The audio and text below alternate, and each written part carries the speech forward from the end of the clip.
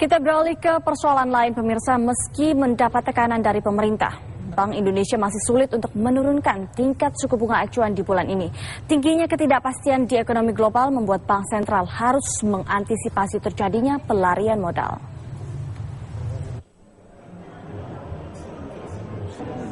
Harapan pemerintah dan dunia usaha terhadap penurunan suku bunga masih sulit terwujud di tahun ini.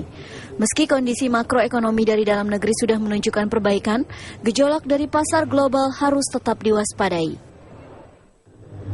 Gubernur Bank Indonesia Agus Martowardoyo mengatakan rencana Bank Sentral Amerika Serikat atau The Fed untuk meningkatkan tingkat suku bunganya di bulan ini berpotensi membuat terjadinya pelarian modal dari Indonesia.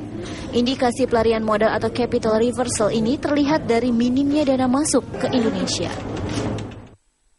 Hingga awal Desember ini aliran dana asing yang masuk ke pasar keuangan tercatat hanya sekitar 50 triliun rupiah atau hanya seperempat dari dana masuk pada periode yang sama tahun lalu sebesar 205 triliun rupiah. Tetapi secara umum stans kita tentang tingkat bunga masih sama. Kenapa? Karena kondisi eksternal yang memang betul-betul harus kita perhatikan. Dan yang kita perhatikan tadi adalah belum stabilnya pasar keuangan global. Yang paling utama resikonya apa? Adalah terjadinya capital reversal di negara-negara berkembang. Surat berharga negara kan pada saat bulan Agustus, September itu kan net outflow. Tetapi di bulan November itu ada inflow. Jadi kita lihat bahwa sudah mulai ada lagi kepercayaan pada Indonesia, dana masuk ke Indonesia, tapi di pasar modal tertekan sekali gitu. Rencananya rapat Dewan Gubernur Bank Indonesia akan memutuskan tingkat suku bunga acuan pada tanggal 17 Desember pekan depan, setelah adanya kepastian soal kebijakan suku bunga di Amerika Serikat. Dari Jakarta, Francisca Lusuba, TV One, mengabarkan. Sementara itu banyak pihak terus mendesak agar Bank Indonesia segera menurunkan tingkat suku bunga acuan seiring meredanya tekanan inflasi. Suku bunga yang rendah dibutuhkan agar bisa ikut mendorong percepatan pertumbuhan ekonomi dan juga membuat kinerja pasar modal lebih kompetitif.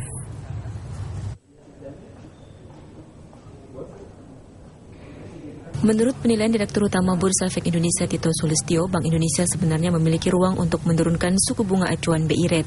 Seiring rendahnya tingkat inflasi yang diprediksi berada di bawah 3% hingga akhir tahun ini. Selisih antara BI Rate dan tingkat inflasi idealnya bisa ditekan ke kisaran 2%. Suku bunga yang rendah memang sangat dibutuhkan untuk mendorong kinerja pasar modal agar lebih kompetitif. Di akhir tahun biasanya orang lagi konsolidasi, nggak kelihatan. Tapi buat saya yang paling utama adalah bagaimana, buat pasar modal nih ya, agak egois sedikit. Bagaimana central bank rate bisa berbeda tidak banyak dibanding inflation. Kalau bisa beda 2 gitu, itu aja. Yang paling utama untuk mengembangkan pasar modal dan menggerakkan perekonomian. Challenge-nya adalah berapa spending pemerintah dan bagaimana performance daripada emiten di kuartal 3. Ini masih challenge. Tapi moga-moga dalam beberapa minggu lagi udah jadi bright side. Ini beberapa hal yang kita mesti lihat gitu ya. Meski menuai reaksi dari berbagai pihak, Bank Sentral tampaknya masih enggan menurunkan tingkat suku bunga acuan BI Rate yang sudah bertahan di level 7,5% sejak Februari lalu.